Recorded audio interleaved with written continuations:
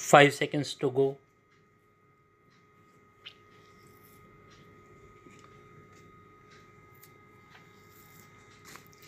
Start. Honorable members, in order to develop healthcare facilities across the country, commensurate expansion in medical education is equally important. In 2014, there were only 387 medical colleges, but today there are 562 medical colleges in the country. In the last 6 years, there has been an increase of over 50,000 seats at the undergraduate and postgraduate levels in medical education. Under the Pradhan Mantri Swasthya Suraksha Yojana, the government has also sanctioned 22 new AIIMS. The central government has laid the foundation for historic reforms in the field of medical education by establishing the National Medical Commission along with 4 autonomous boards. The decades-old Medical Council of India has been replaced with the National Medical Commission as a part of these reforms. Atmanirbhar Bharat Abhiyan is not just confined to manufacturing in India, but is also a campaign aimed at elevating the standard of living of every Indian as well as boosting the self-confidence of the country. Our goal of an Atmanirbhar Bharat will be further strengthened by self-reliance in agriculture. With this idea, the government has, over the last 6 years, attempted to bring positive transformation in the seed to market system so that Indian agriculture is modernized and also sees growth. In pursuance of these efforts, my government decided to implement the recommendations of the Swaminathan Committee report and increased the MSP to at least 1.5 times of the cost of production. Today, my government is not only purchasing record quantities at the MSP but is also increasing the number of procurement centers. Widespread improvements are being brought in various sources of irrigation. Following the mantra of per drop more crop, the government is not only completing the pending irrigation projects but is also delivering modern irrigation techniques to the farmers. In 2013-14, only 42 lakh hectares of land was under micro irrigation, whereas today more than 56 lakh hectares of land has been brought under micro irrigation. I am happy to say that through their hard work, our farmers are augmenting the efforts of the government. Today, the food grain availability in the country is at a record high. From 234 million tons food grain production in 2008-9 it increased to 296 million.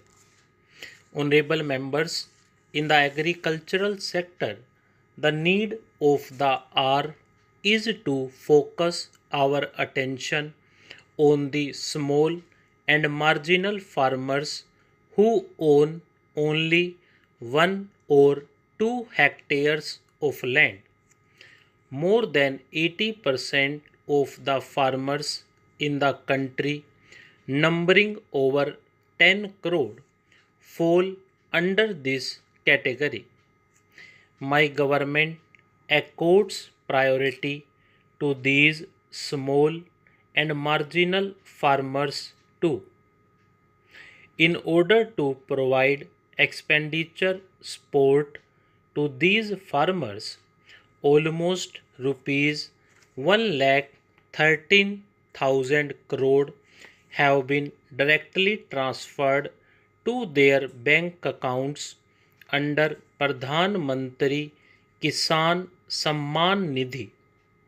Pradhan Mantri Fasal Bima Yojana has also benefited small farmers of this country. Under this scheme, in the last 5 years, about rupees 90,000 crore has been paid as compensation to the farmers against a premium of rupees 17,000 crore. The mission for setting up 10,000 farmer producer organizations by bringing together small farmers of the country is also an impactful step. This has ensured access of small farmers to better technology, additional credit, post-harvesting processing and marketing facilities, and insurance coverage during natural calamities on the same footing as the rich farmers. This has also provided an alternative to farmers for securing remunerative prices for their produce and generating greater savings. After extensive consultation, the Parliament approved 3 important farm reform bills 7 months ago, namely the Farmers Produce Trade and Commerce Bill, the Farmers Agreement on Price Assurance and Farm Services Bill, and the Essential Commodities Bill. The benefits of these 3 important farm reforms have started reaching more than 10 crore small farmers instantly. Appreciating the advantages that these reforms would bring to the small farmers, several political parties too had from time to time expressed their support.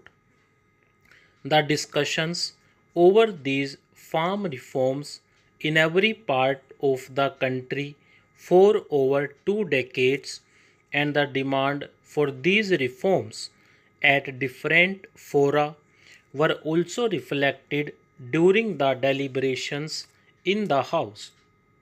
Presently, the Apex Court has stayed the implementation of these laws. My government respects the decision of the Apex Court and shall abide by it.